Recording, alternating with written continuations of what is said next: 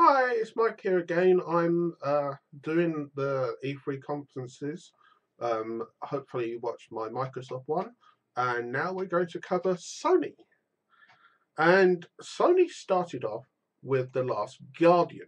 Now, I'm sure the game probably will be very, very good. But what they showed was maybe it's just me suffering from deja vu because I swear I saw the same trailer 5 years ago when they initially announced it, where you got the boy running out and the big griffin type thing sort of blunders towards him, and then the big griffin thing sort of jumps over to some platform, but and barely stays on because it starts falling apart. And you look as the person's playing the little character, you look down and there seems to be an oblivion there, and they do a few tasks with each other, and excuse me while I blow my nose. They then escape up the side of a wall. And the problem I have is how much of this is in game. And the second problem I had was that I didn't see anything that I didn't see in the first one. So does it tell me? Did it tell me whether the game had progressed? I don't know. So until I actually see a bit more, preferably a demo or something. I mean, they've been spending 7 years on this thing. I mean, look at Final Fantasy 15, aka Final Fantasy 13 30s. Until we see a demo, can we really take it seriously? I don't know. So afterwards, they announced Final Fantasy World. It was like some kind of sort of mishmash. So you got these little characters, and you got all the different famous characters from the different games, and they implied that you can work together and blah blah blah. Didn't really tell me much.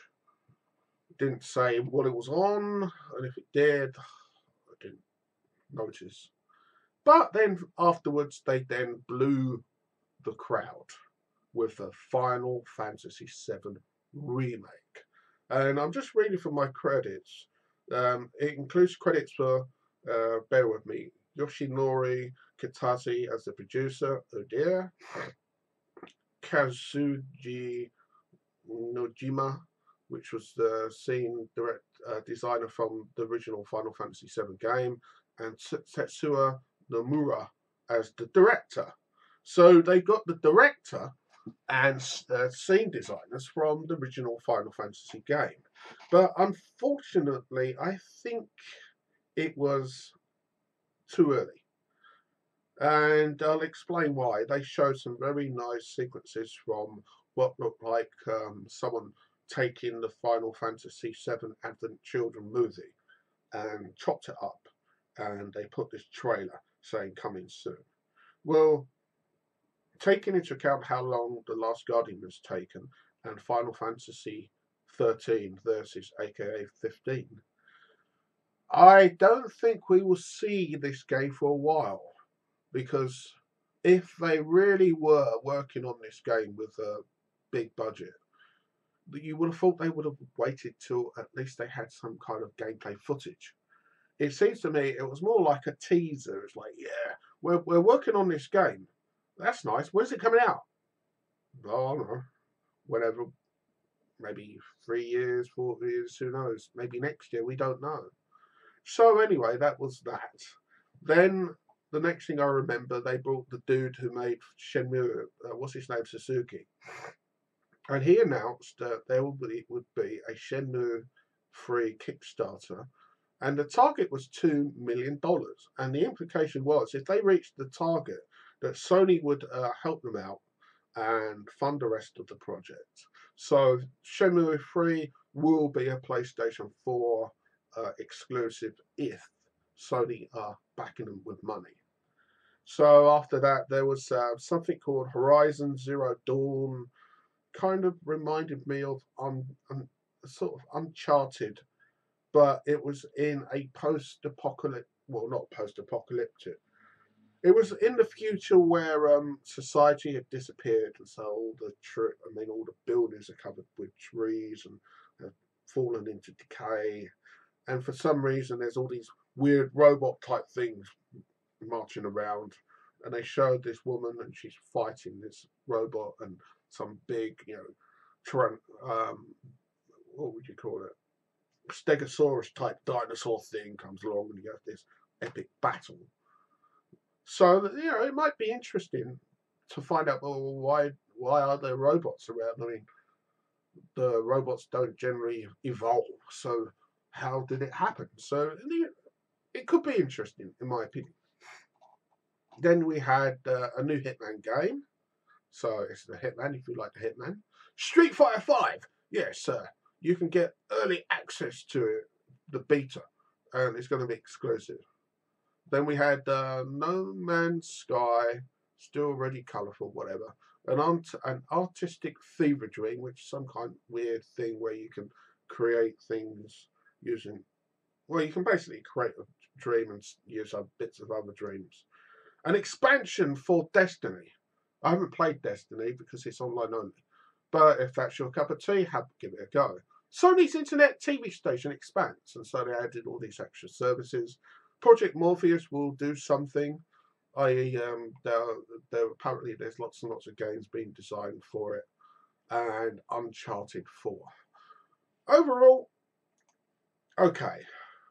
I think Microsoft's conference was better for the simple reason, with The Last Guardian, as nice as it was to see it, that doesn't mean that it's coming out next year. They had on it 2016. But I would be wary. So until we see something a bit more solid, i.e. gameplay, I would consider Last Guardian and definitely Final Fantasy VII Remake vaporware. Because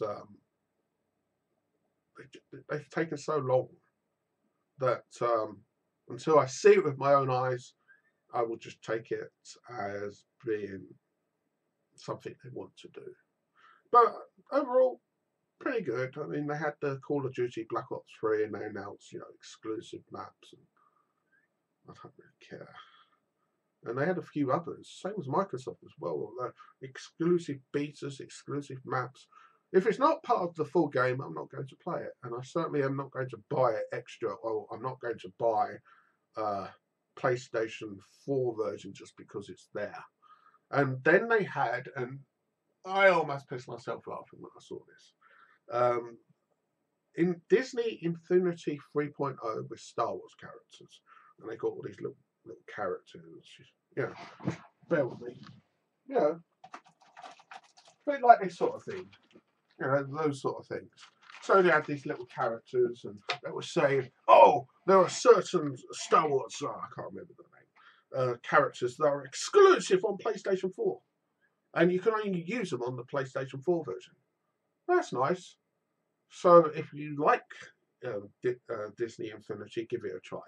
Personally, I just thought, whatever. So anyway, that's my opinion of Sony's. It was okay. But I felt there was too much retreading. They had too many games which were shown last year, or games that we already knew were coming out. With Microsoft One, it wasn't so much. And they did have new exclusives which were worldwide previews. On Sony's, it was only a couple, really. And then it was just a retread of shit we already knew. Okay. They did a reasonable job. But at the moment, Microsoft is better, in my opinion, because of vaporware. So next, I will look at Nintendo's conference later today, and then maybe tomorrow I'll post my video. Anyway, thank you very much for watching, and I would love to get your opinion. Bye bye.